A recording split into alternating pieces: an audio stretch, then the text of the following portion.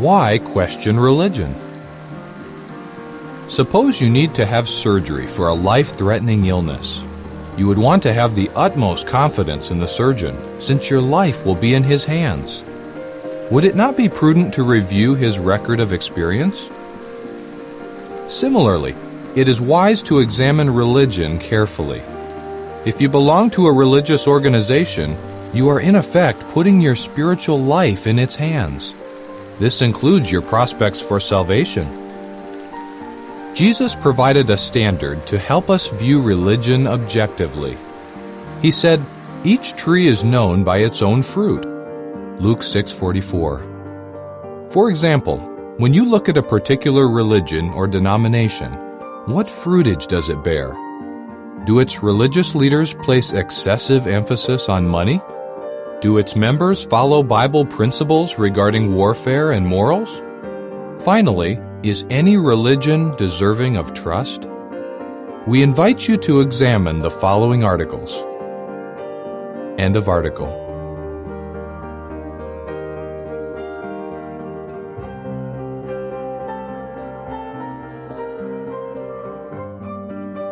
Is religion just another big business? Have you noticed that many religions appear to be more focused on making money than on providing spiritual guidance? They market and sell services and merchandise. Many of their leaders are paid large salaries and live in luxury. Consider just a few examples.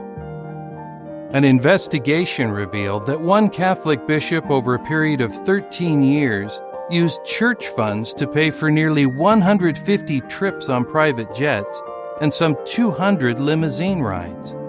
He also spent well over $4 million on renovations to his church residence. A preacher in one African country regularly holds religious services with tens of thousands of attendees. His large church complex sells all kinds of merchandise, from miracle oil to branded towels and t-shirts. While most who attend are poor, he is extremely wealthy. 2 of China's 4 sacred Buddhist mountains are publicly listed companies, and the famous Shaolin Temple is involved in many commercial projects. Its abbot is popularly known as the CEO monk. Divinity consultants are beginning to appear in corporate America.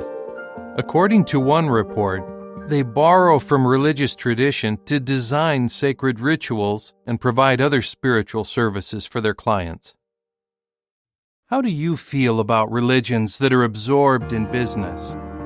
Have you ever wondered what God thinks about people who seek to profit financially from worship? What does God think about mixing religion with business? God does not approve of mixing religion with business. The Bible shows that in the past, he was very displeased with priests who claimed to represent him while instructing for a price. Micah 3:11. God condemned the greedy commercial practices that had turned his place of worship into a cave of robbers. Jeremiah 7:11. Jesus shared God's disgust for those who used religion for financial gain.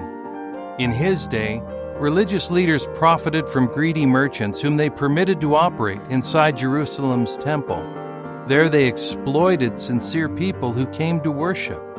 Jesus courageously cleared those crooked merchants out of the temple area, saying, "Stop making the house of my Father a house of commerce." John 2:14-16. Jesus also reflected God's thinking in the way he conducted his ministry. He never charged people when he taught them about God. He did not request payment when he performed miracles such as feeding the hungry, curing the sick, and raising the dead. Jesus never used his ministry to accumulate wealth. He did not even own a home. How did the first Christians keep worship separate from business? Jesus told his followers never to seek financial profit from their religious activities. He said, "You received free, give free." Matthew 10:8. Those early followers who became known as Christians followed Jesus' instructions. Consider a few examples. The Apostle Peter, who accompanied Jesus during his ministry, was offered money by a man named Simon, who wanted a position of power and authority. Peter immediately rejected Simon's offer and firmly corrected him, saying, "May your silver perish with you, because you thought you could acquire the free gift of God with money." Acts 8:18-20. The Apostle Paul was a well-known traveling minister. Although he worked hard for years in many Christian congregations, he never sought financial gain for his labor. He and his fellow Christians were not peddlers of the Word of God, as many men are. 2 Corinthians 2:17. On the contrary, Paul wrote, "We were working night and day so that we would not put an expensive burden on any one of you when we preached the good news of God to you." 1 Thessalonians 2:9.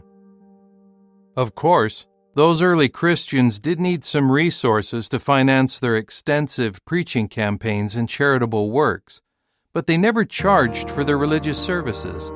People could choose to give if they wanted to, based on the following guidelines. 2 Corinthians 8:12.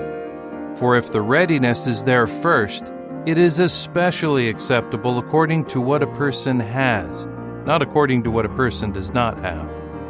Meaning, a person's motive in giving is more important than the amount he gives. 2 Corinthians 9:7. "Let each one do just as he has resolved in his heart, not grudgingly or under compulsion, for God loves a cheerful giver." Meaning, God does not want anyone to feel forced to give. He is pleased when a person chooses to give because he wants to. What will soon happen to greedy religion? The Bible clearly states that God does not accept all religions or forms of worship. In a striking prophecy, the Bible likens all false religious organizations to a prostitute because they form alliances with governments for money or other favors and exploit people of all nations.